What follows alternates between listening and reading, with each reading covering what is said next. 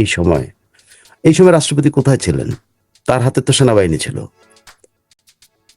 কোথায় ছিলেন উনি? অনেকে বলবেন সেনাবাহিনী ওয়াকারুজ্জামান তো শেখ হাসিনার সাথে করছে, কিন্তু আমার কথা সেটা না। অ্যাজ অভিভাবক উনি কোথায় ছিলেন?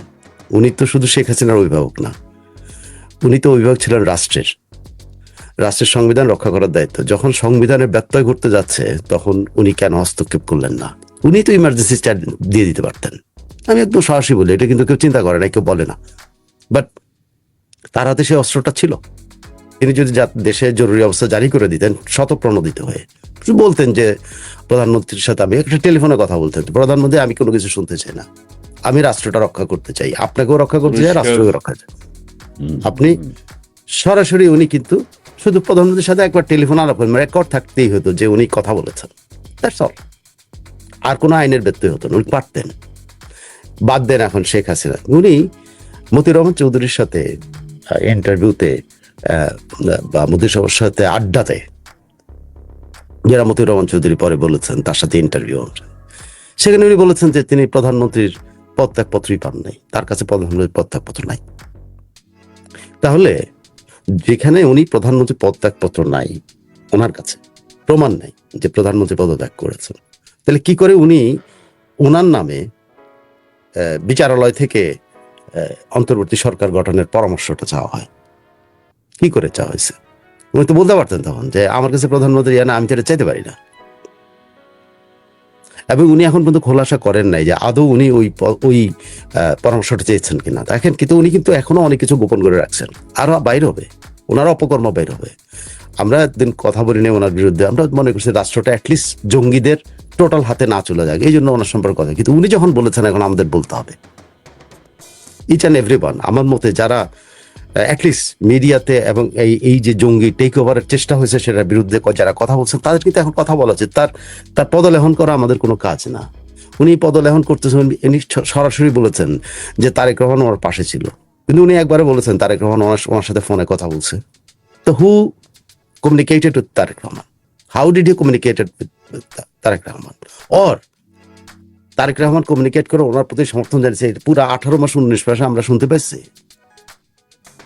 বরং তারেক রহমান কিন্তু লন্ডনে ইউনূস সাহেবের সাথে মিটিং করছেন, এবং তখনও কিন্তু একবার আওয়াজ উঠেছিল যে শাহাবুদ্দিনকে সরিয়ে দেওয়া হচ্ছে। দেখেন, ইউনূস এবং তারেক রহমান বৈঠক করলো, সেখানে আওয়াজ উঠলো যে শাহাবুদ্দিনকে সরিয়ে দেওয়া হচ্ছে। অথচ শাহাবুদ্দিন আজকে এসে বলে তারেক রহমান ওনার সাথে 100 ভাগ সাথে ছিল, বিএনপি নেতারা সাথে ছিল। হ্যাঁ, বিএনপি নেতারা অনেকে বলছেন আমরা সাংবিধানিক, হ্যাঁ, তখন তো সবাই যে আমিও কখনো এই প্রথম ওনার সম্পর্কে কথা বলছি, এই প্রথম seriously, never ever talk about him, মানে তার সময় নেগেটিভ কিছু আমি বলিনি। যে লোকটি নিজেই সংবিধান লঙ্ঘনকারী এবং নিজেই সংবিধান সমুন্নত রাখতে ব্যর্থ হয়েছেন, how could he be the best president of Bangladesh? Say president থাকে কি করে? দুটো প্রতিষ্ঠান সরাসরি এটার সাথে জড়িত, একটা হলো রাষ্ট্রপতি আর একটা হলো সেনাবাহিনী। দুটোই কিন্তু সংবিধান লঙ্ঘন করেছে। শেখ হাসিনা সংবিধান লঙ্ঘন করার পিছনে ওনার যান বাঁচানো ফরজ ছিল। উনি কেমনে বেঁচে গেছেন সেটা এখন শোনা যায়, এটা ওয়াকারুজ্জামানের কৃতিত্বের।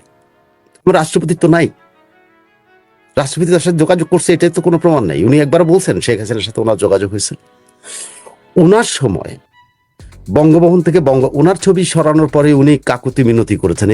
আমি এই সাক্ষাৎকারটা যেসব বিষয়গুলো আসলে আলোচিত বিশেষরা, উনি কাকুতি মিনতি করছেন, ওনার ছবি বিভিন্ন রাষ্ট্রেরিয়া থেকে সরে গেছে। কিন্তু আমি আপনাকে আজকে তথ্য দিচ্ছি, 5ই আগস্টেই অ্যাটলিস্ট 80% দূতাবাস থেকে রাষ্ট্রপতি এবং প্রধানমন্ত্রীর ছবি সরে গেছে, বঙ্গবন্ধুর ছবি সরায় ফেলা হয়েছে।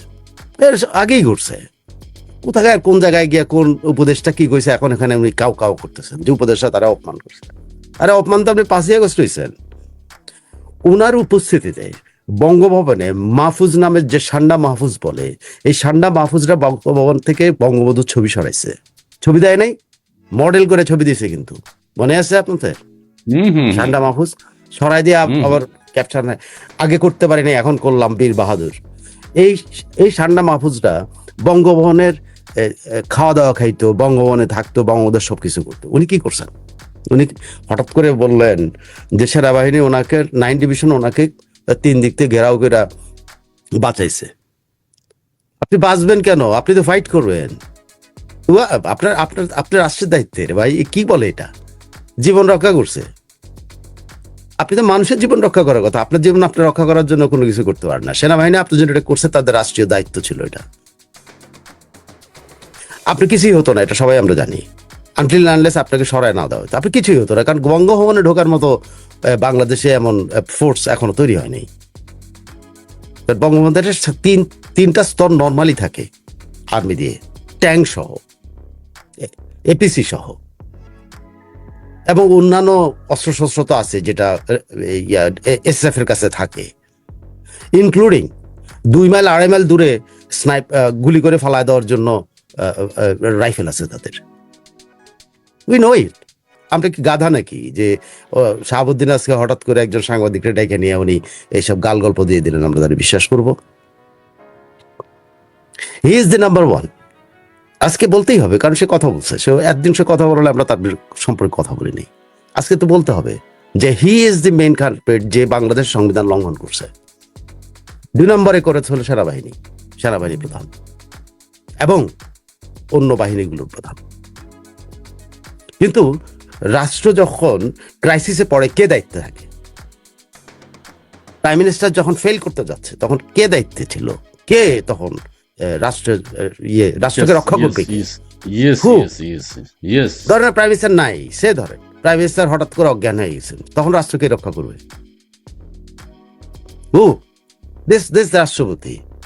আর এই রাম ছাগলটা এখন আমাদের সামনে এসে ব্যা করতেছে, আমরা এটা নিয়ে কিন্তু নাচানাচি করতেছে। সো বিশ্বাস করেন, আমি একজন আনফরচুনেট পার্সন যে আমাকে কথা বলতে হলে এই নিয়ে, কারণ আমি এটা ওরে নিয়ে আমি কথাই বলতে চাই না। কারণ কথা বলে আজকে যদি আমি বলতে চাই, আপনি কয়েক ঘন্টা তার সম্পর্কে বলা যাবে, কত অনাচার সে করেছে। সে খালি তার নিজের জীবন বাঁচাতে হলো কেন? তোমার বাঁচতে কইছে কেটা তোমার? তুমি যা রাষ্ট্রকে বাঁচাবে আগে, তোমার জীবন দিয়ে রাষ্ট্র বাঁচানোর কথা তোমার। সেনাবাহিনীর প্রধান তার জীবন দিয়ে রাষ্ট্র বাঁচানোর কথা। রাষ্ট্র বাঁচাইছে? সংবিধান বাঁচাইছে? উনি তো ওত নিছেন সংবিধানের উপর হাতে, আরেকদিকে কোরআন শরীফ দিয়ে উনি ওত নিছেন, রক্ষা করছেন। রাষ্ট্রপতি নিজেও তো ওই ওত নিছেন, রক্ষা করছেন। সো একে মাফ করা যাবে না। কিন্তু হয়তো আপনি কয়দিন আপনি এর সম্পর্কে কথা বলি নাই। কেন বলি নাই? জঙ্গিদের হাতে যেন চলে না যায়, আমরা এটা চেয়েছি। একটা জঙ্গিদের হাত থেকে তো রক্ষা পেয়েছে। এখন বিএনপির হাতে গেছে, বিএনপি যদি এই জঙ্গিদেরকে মানে দাবড়ায় যদি বঙ্গোপসাগরে ফালাইতে পারে, এটা আশা করবো আমি। বাট আদৌ করবে? রাষ্ট্রপতির হাতে অপরিসীম ক্ষমতা। বাংলাদেশে সবাই বলে আমাদের দেশের রাষ্ট্রপতি নাকি সাক্ষী গোপাল রাষ্ট্রপতি, তার হাতে অপরিসীম ক্ষমতা। যখন রাষ্ট্রের অন্যান্য অর্গানগুলো বিকল হয়ে যায়, তখন সেই একমাত্র ব্যক্তি যার কথাই আইন। আপনি সংবিধানটা পড়ে দেখেন, যার কথাই আইন, সে যা বলবে তাই হবে। তার কথা তো সে তো একবারও বলে নাই সেনাবাহিনী তার কথা শুনে নাই, বরং মনে হয়েছে সেনাবাহিনী তার সাথেই ছিল, তার সাথে উনি স্বীকার করছেন।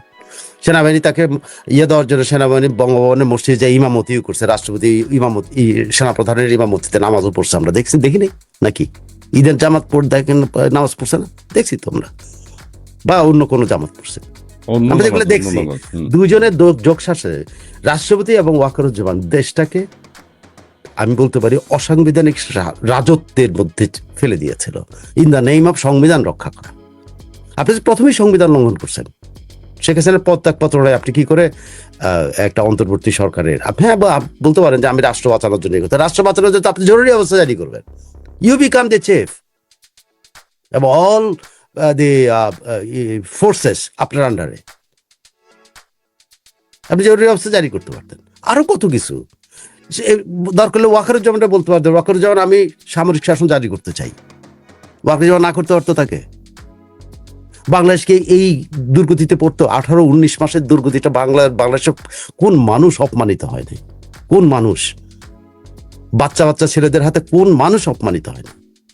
বয়োজ্যেষ্ঠরা রাস্তা দিয়ে হাঁটতে ভয় পায়, স্কুলের টিচাররা স্কুলে যেতে ভয় পায়, পুলিশ অফিসাররা থানাতে যেতে ভয় পেত, রাস্তায় ডিউটি করতে ভয় পেত, প্রশাসনের কর্মকর্তাদের বিরুদ্ধে মব হয়েছে। কোথায় ছিল তার ক্ষমতা? তার হাতে না আমাদের সর্বময় ক্ষমতার অধিকারী উনি। আমাদের এখানে সবসময় একটা কথা শোনা যায় যে রাষ্ট্রপতি হইল একটা সাক্ষী গোপাল। আরে অন্তর্বর্তীকালীন সরকার তো তুমি ডেকে নিয়ে আসছো, তোমার তো এটা করার দরকার ছিল না। তুমি জরুরি অবস্থা জারি করে দিতা, সামরিক শাসন জারি করে দিতা, যা ইচ্ছা তবে করে দিতাম, শেষ, finish. You had this chance but you didn't. এখন কাকু তুমি, কারণ কি জানেন? কারণ আমি আপনাকে বলি, রাষ্ট্রের কোনো না কোনো সচেতন ব্যক্তি কোনো না কোনো দিন এই ভদ্রলোকের বিরুদ্ধে মামলা করবে সংবিধান লঙ্ঘনের জন্য। যাই না, আপনি মনে রাখেন আমার কথা।